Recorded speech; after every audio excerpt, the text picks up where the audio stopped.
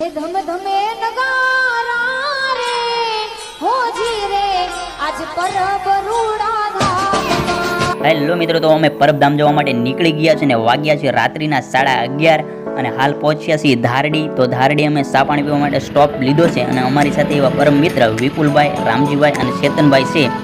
તો વિપુલભાઈની 4 વ્હીલમાં જ પરબ જવા માટે નીકળ્યા છે. તો અહીં ચા પાણી પીને પરબ માટે નીકળશું.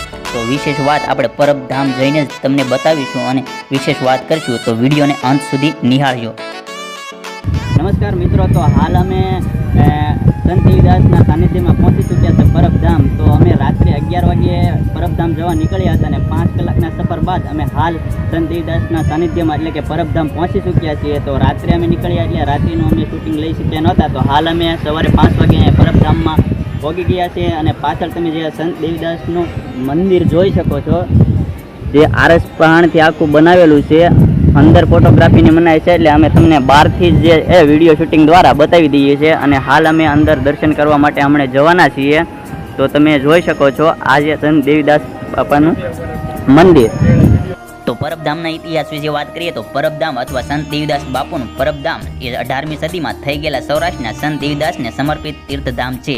પરબધામની સ્થાપનાની વાત કરીએ તો સંત દેવીદાસ 350 વર્ષ પૂર્વ કરી હોવાનું મનાય છે, જેમાં પ્રાચીન સમાધિ મંદિર ઉપર નવું મંદિર સણવામાં આવ્યું છે. તો અહીં પરબધામના સાનિધ્યમાં એક મોટું રસોડું આવેલું છે. તો અહીં રસોડામાં બનતો પ્રસાદ લાકડામાંથી બનાવવામાં આવે છે, જેની મીઠાશ કંઈક અલગ જ હોય છે. પરબધામે મુખ્ય 3 રસોડા છે. સામાન્ય દિવસોમાં એક રસોડું ચાલુ કરવાનું હોય છે, જ્યારે અષાઢી બીજના રોજ અહીં 3 વિશાળ રસોડા શરૂ કરવામાં આવે છે અને અષાઢી બીજનો મહાપ્રસાદ બનાવવા માટે 80 જેટલા ચૂલા પ્રગટાવવામાં આવે છે. તથા આ પરબધામના સાનિધ્યમાં ગૌશાળા પણ આવેલી છે. તેમજ અહીં સંત દેવીદાસ ઉપરાંત અહીં દાદા મેકરણના સાદુલ પીરનો ઢોલિયો, પરબગુણ, કરમણ પીર અને દાનવીર પીરનો સમાધિ તથા સંત કવિદાસની જીવણ સાહેબની સમૃદ્ધિનો કૂવો પણ આવેલો છે. તે ઉપરાંત અહીં વાત કરીએ તો અન્ય 9 સમાધિઓ આવેલી છે, જેમાં દેવીદાસ બાપુ, અમરમાતા, જશા પીર, વરદાન પીર, સાદુલ પીર, કરમીણ પીર, અમરીમા, દાનેવ પીર, સાંઈ શેલાણી બાપુ, આમ 9 અન્ય સમાધિઓ આવેલી છે. અહીંની એક લોકવાયિકા એવી પણ છે કે દેવીદાસ બાપુએ સમાધિ ધારણ કરી તે અગાઉ ઈશ્વરે સંદેહ દેવીદાસ બાપુનું દર્શન દીધા હતા અને વરદાન માગવા કહ્યું હતું. ત્યારે દેવીદાસ બાપુએ એટલું જ માગ્યું હતું કે પરબની જગ્યાના દર્શન માત્રથી કુષ્ઠ રોગી, માનસિક રોગી, શારીરિક રોગી કે સામાજિક વેદનાથી પીડાતા જીવાત્માને કષ્ટભંજન થાય એવું વરદાન આપ્યું હતું. તો આ મંદિર વિશે વિશેષ વાત કરીએ તો ઈસવીસન 1800ની સદીમાં કચ્છ અને સિંધ પ્રાંતમાં દુષ્કાળ પડ્યો હતો. દુષ્કાળ પીડિત લોકો સૌરાષ્ટ્ર તરફ સ્થળાંતર કરી આવતા હતા. તે સમયે સંત દેવીદાસ માનવતાના ધોરણે તે પીડિતોને આશ્રય આપ્યો હતો. તેમની સમૃદ્ધિમાં આ યાત્રાધામ વિકસેલું છે. તો મિત્રો, આ મંદિરના જીર્ણોદ્ધારની વાત કરીએ તો પરબધામના નવા મંદિરનું બાંધકામ 1982માં શરૂ કરવામાં આવ્યું હતું અને આ મંદિરનું નિર્માણ 1999માં પૂર્ણ થયું હતું.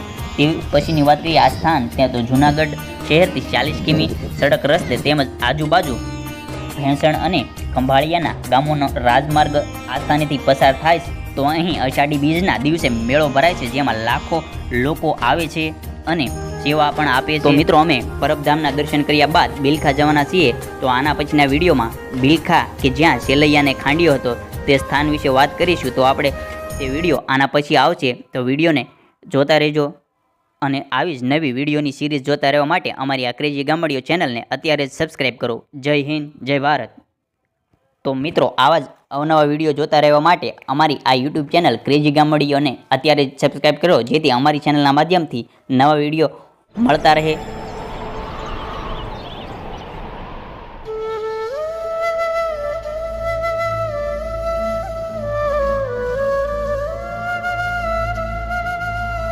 अपनी कमाई